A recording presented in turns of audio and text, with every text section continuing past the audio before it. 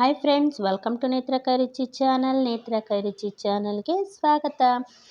ಮೂಲಂಗಿ ಬಳಸಿ ಇವತ್ತೊಂದು ಸಿಂಪಲ್ ಆಗಿರೋದೊಂದು ಪಲ್ಯ ಮಾಡೋಣ ಬನ್ನಿ.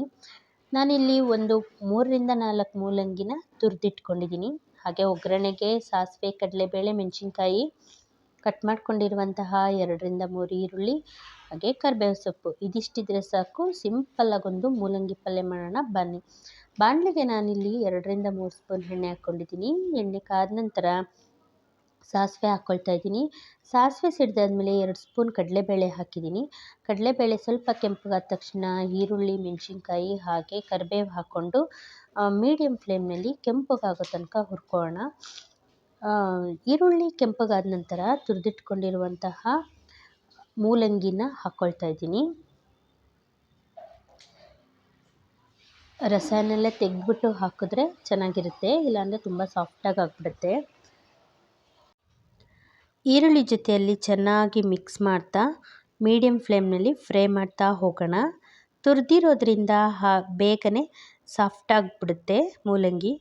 ಇದು ರೊಟ್ಟಿಗೆ ಅಥವಾ ಊಟಕ್ಕೆ ಸೈಡ್ ಡಿಶ್ ಆಗು ಕೂಡ ತಿನ್ಬೋದು, ಚಪಾತಿಗೂ ಕೂಡ ತುಂಬ ಚೆನ್ನಾಗಿರುತ್ತೆ.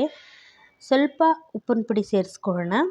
ಉಪ್ಪು ಹಾಕಿದ್ಮೇಲೆ ಸ್ವಲ್ಪ ನೀರು ಬಿಟ್ಕೊಳ್ಳುತ್ತೆ. ಹಾಗೆ ಸಣ್ಣ ಉರಿನಲ್ಲೇ ಫ್ರೈ ಮಾಡ್ತಾ ಬರೋಣ. ಇದು ಸಾಫ್ಟ್ ಆಗ್ತಾ ಸ್ವಲ್ಪ ಕಲರ್ ಚೇಂಜ್ ಆಗುತ್ತೆ. ಇದು ಬೇಯೋವರೆಗೂ ಚೆನ್ನಾಗಿ ಫ್ರೈ ಮಾಡ್ಕೊಳ್ಳೋಣ. ಅಥವಾ ಸಣ್ಣ ಊರಿನಲ್ಲಿ ಪ್ಲೇಟ್ ಮುಚ್ಚಿಟ್ರೆ ಒಂದು 5 ನಿಮಿಷಕ್ಕೆ ಬೆಂದೋಗ್ಬಿಡುತ್ತೆ. ಮೂಲಂಗಿ ಎಲ್ಲ ಬೆಂದ ನಂತರ ತುರಿದಿಟ್ಕೊಂಡಿರುವಂತಹ ಸ್ವಲ್ಪ ತೆಂಗಿನ ತುರಿ ಹಾಕ್ಕೊಳ್ತಾ ಇದ್ದೀನಿ. ಮೂಲಂಗಿ ಪಲ್ಯ ರೆಡಿ ಆಗ್ತಾ ಬಂತು.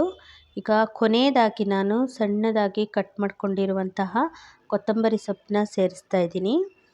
ಈ ಪಲ್ಯನ ಅನ್ನದ ಜೊತೆ ಊಟಕ್ಕೆ ಸೈಡ್ ಡಿಶ್ ಆಗಾದರೂ ತಿನ್ಬೋದು, ಚಪಾತಿ ರೊಟ್ಟಿಗೂ ಕೂಡ ತಿನ್ಬೋದು. ಇದು ತುಂಬ ಹೆಲ್ತಿಯಾಗೂ ಇರುತ್ತೆ, ಹಾಗೆ ಈಸಿಯಾಗೂ ಇರುತ್ತೆ. ಹೀಗೆ ಈಸಿ ಹಾಗೂ ಹೆಲ್ತಿ ರೆಸಿಪಿಗಳಿಗಾಗಿ ನಮ್ಮ ಚಾನಲ್ನ ಸಬ್ಸ್ಕ್ರೈಬ್ ಮಾಡಿಕೊಂಡು ನೋಡ್ತಾ ಇರಿ.